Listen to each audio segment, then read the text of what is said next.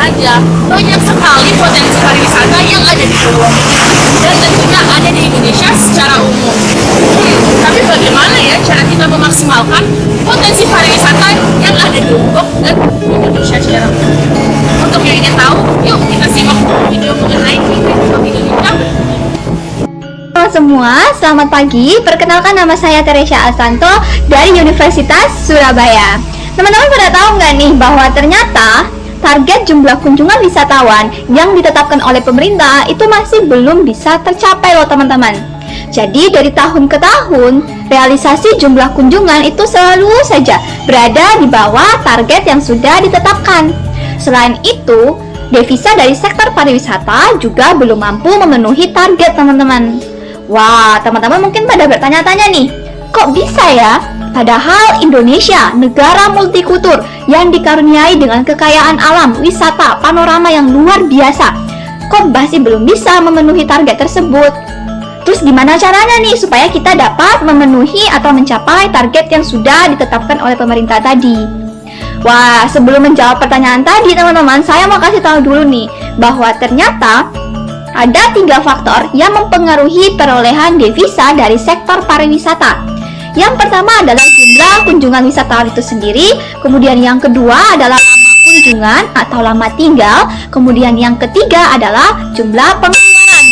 Artinya apa teman-teman? Artinya untuk mencapai target devisa yang sudah ditetapkan oleh pemerintah itu tidak melulu, tidak semata melalui peningkatan jumlah wisatawan saja teman-teman, tapi juga bisa melalui 2 faktor lainnya, karena 2 faktor tadi juga turut memiliki kontribusi terhadap perolehan devisa sektor pariwisata.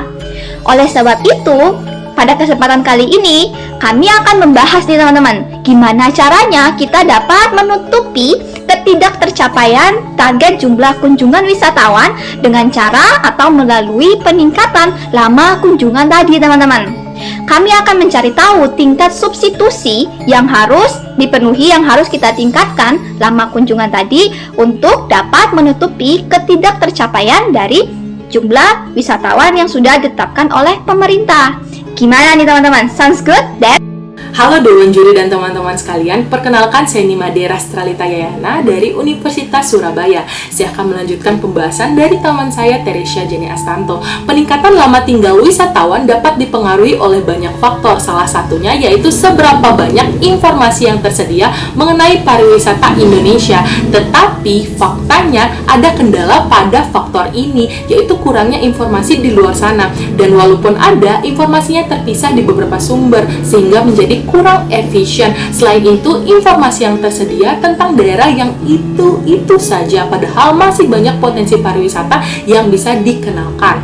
Solusi dari kendala informasi ini yang dapat disarankan adalah dengan memanfaatkan teknologi digital sesuai dengan pendapat dari Kementerian Pariwisata Indonesia yang menyarankan bahwa teknologi digital merupakan solusi pemulihan pariwisata Indonesia pada saat ini.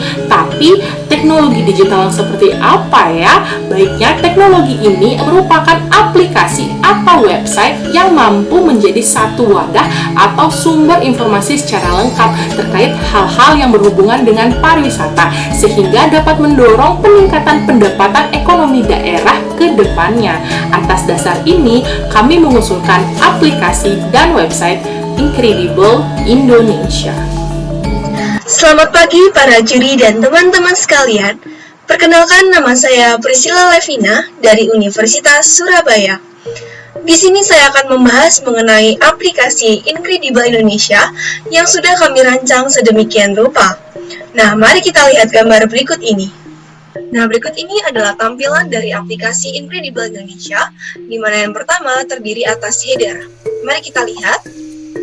Untuk header di aplikasi kami terdapat logo, yaitu di mana logonya berbentuk lingkaran, yang artinya kita adalah satu Indonesia.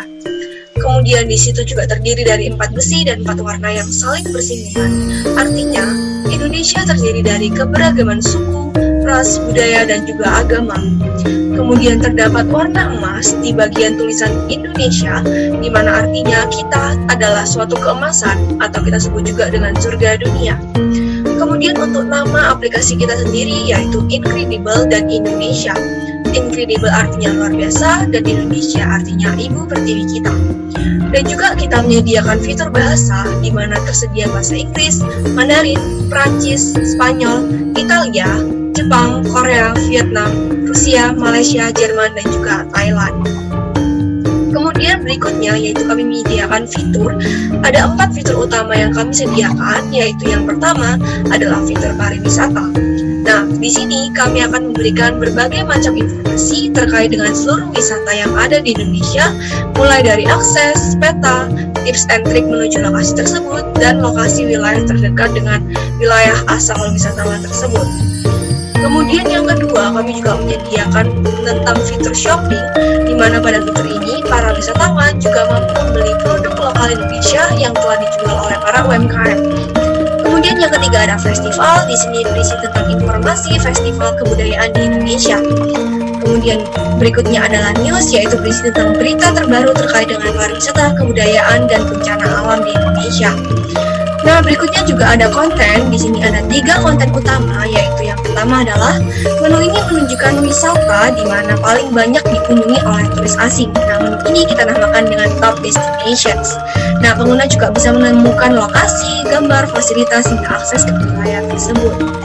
Kemudian berikutnya juga ada Explore More. Nah, Explore More ini pengguna akan mampu mencari wisata lainnya yang mereka ingin ketahui.